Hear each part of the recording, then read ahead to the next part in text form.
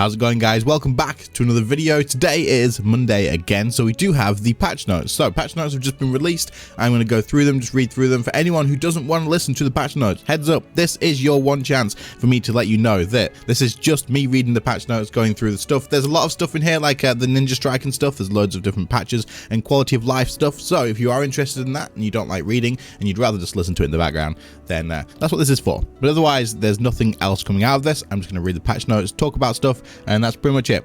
Anyway, let's get into this. Let's talk about what's happened. Let's read the patch notes and let's find out what's going on in Gielinor this week. So we've got this week in RuneScape, Scattershot Ninja Strike. Basically, we've had a big Ninja Strike and there's a lot of like quality of life stuff. So it says this week's update includes a big New Year Ninja Strike, enhancing quality of life throughout the game, ready for an action-packed 2022. We've also finished hets Oasis restoration, meaning loads of goodies for you, diligent desert scapers. Cool. So Ninja Strike, Scattershot. The ninjas are back for 2022 with their first set of updates, and it's all about that sweet quality of life. Those Scattershot updates are intended to generally smooth out your experience of the game so you can concentrate on smashing your new year goals.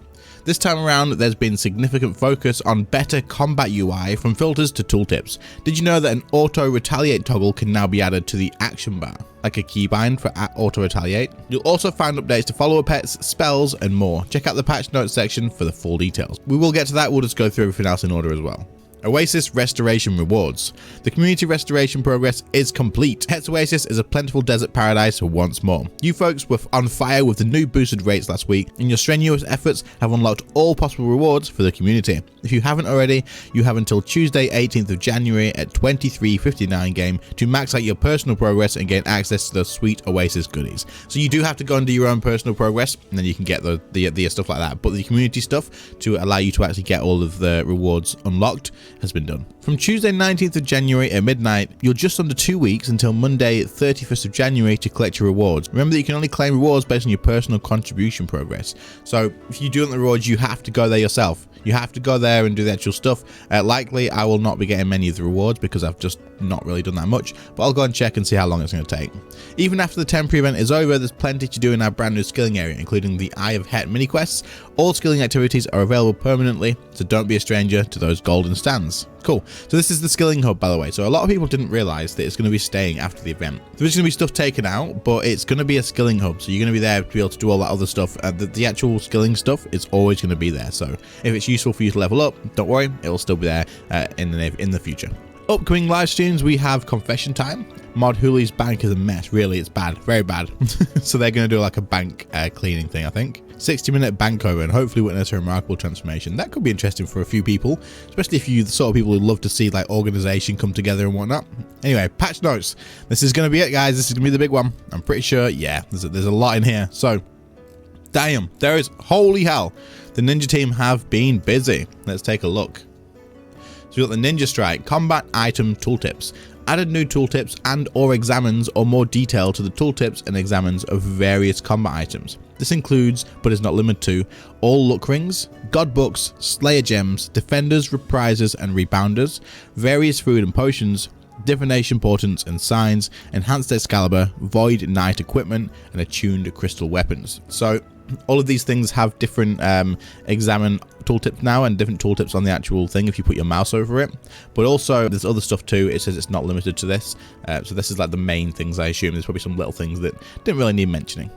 Abilities and spells. Locked or otherwise hidden abilities and spells now show in their respective ability books with a lock icon. Unlock information is now displayed on the tooltip of the ability or spell. So this means that any spells or abilities that you could get from like unlocking, say, let's say Onslaught. If you wanted Onslaught, it will be in your book. It'll just have a locked thing and it'll show how you actually get it. This is good because there's so many people that will ask me on stream and stuff, oh, what's that ability you've got there? And we just to explain, oh, it's the Scare Tactics ability codex. You can get it from the Grand Exchange. But now with this, I assume it will show you their ability so they can find it in their own spell book and then they can put the mouse over it and it will show up showing what it is that they need to get. So that's good. This is a really clever thing to do. It will help a lot of newer players and a lot of players who are trying to figure stuff out actually do that. So that's good. Very good update, like it. Lodestone teleports are now available within the teleport section of the magic ability book below existing teleport spells. Using them from the magic book will perform a quick or standard teleport depending on your settings. So now you don't have to open the lodestone thing, you can just do it specifically from your magic book. That's a little bit of a convenience thing. I mean, it's not huge, but you can definitely get a little bit of faster teleports out of that. Extra filters have been added to ability books, so you can display or hide the following: unavailable abilities or spells, locked abilities or spells, and lodestone teleports. So you can hide the locked abilities, you can hide the lodestone stuff. So yeah, it doesn't matter. They've done it, and then they've made it so you can remove it as well if you wanted to. So they've done a pretty perfect job with that. That's really cool. They've done a good job. Well done, Jagex. Pets and familiars. Ravens have been converted to follower pets on the interface. Incubating raven eggs will unlock them in a specific order rather than at random. Players who lost a raven before this update can reclaim it from the pet shop owner. The original penguin pets have been converted to follower pets. Players can now speak to a pet shop owner to unlock any god bird, baby dragon, or raccoon pet that ran away before their respective interface updates. I don't think I had any of those that ran away, but yeah, that's pretty cool. So wait, does this say follower pets? That they can't override familiars, right? I'm pretty sure followers can't override familiars, which is a little bit sad, but all the same. Fix an issue preventing the anima creature, revenant pet, and Bombi from transferring their current appearance to an already overridden legendary pet or familiar.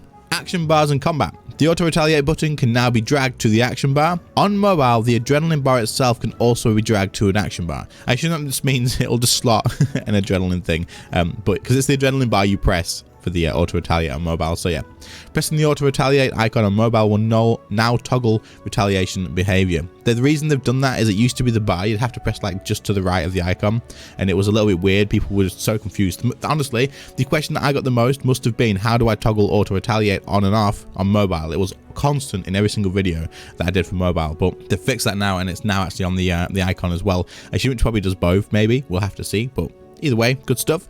On mobile, cure and regenerate can now be activated using the heart icon. The heart icon and health bar can now also be dragged to the action bar on mobile. The summoning and prayer globes can now be dragged to the action bar on mobile. So most of this is just about the auto retaliate, and then mobile being able to move around the health bars and stuff like that. General quality of life and ninja bug fixes. Interacting with manifested knowledge while skilling will no longer interrupt the skilling action. Added mini summoning obelisk to all main archaeology dig sites, including the archaeology campus. Replace an old version of weapon poison drops on various NPCs with the correct version of weapon poison. So I guess maybe they've upgraded the weapon poison to something else, so it's better drops, possibly, not too sure. Fix an issue where ability tooltips would not show correctly if they were currently being affected by the perks effect of a dinosaur farm animal. Prevented the ability to set an auto fire rate for the Calgarian demon's familiar special attack, as it couldn't actually be auto-fired to begin with. The Bones to Bananas and Bones to Peaches spell will now correctly highlight only when the player has suitable bones in their backpack. Perfect. So if you don't have the bones and you only have the runes, it won't glow. You have to have the bones with you. Okay, so that's Ninja Strike done. Let's have a look at Hets Oasis.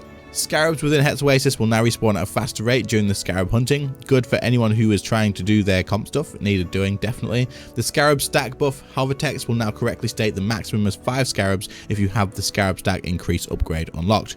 Strange and golden rocks will no longer always be given when constructing flower baskets, and the water filtration system. The boost from the Reaper Crew achievement will no longer be applied to players who haven't unlocked it. Buckets will now be destroyed when using compost on flower bushes. If destroy empty buckets when farming is checked on in the settings. Following feedback, dwarf multicannons can no longer be placed within Hets Oasis. What? Why were they placed there? Was there a reason to place them there, or was it just a pain in the ass?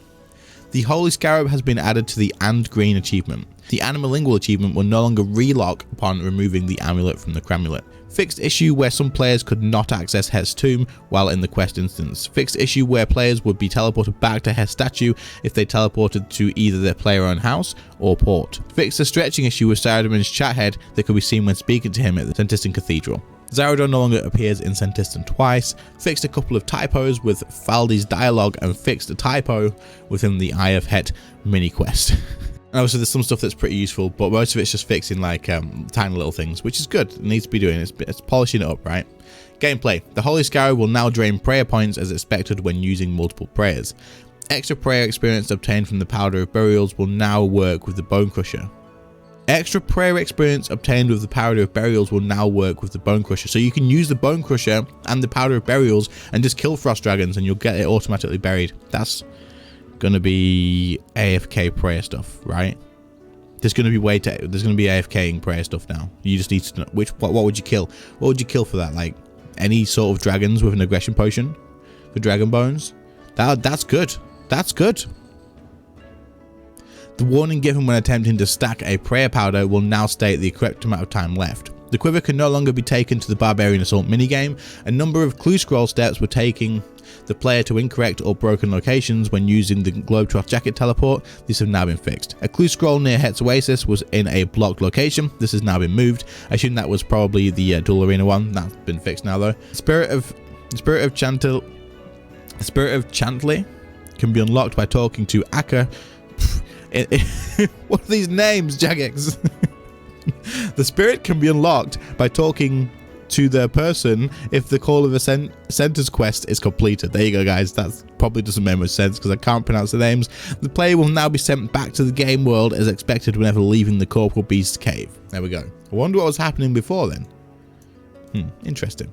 Updated the Abyssal Whip special attack description as it was inconsistent with how the special attack actually works. Change the can't log in message on the authenticator pop-up to lost your authenticator to avoid confusion. Selecting it will take you to the disabling the authenticator support page.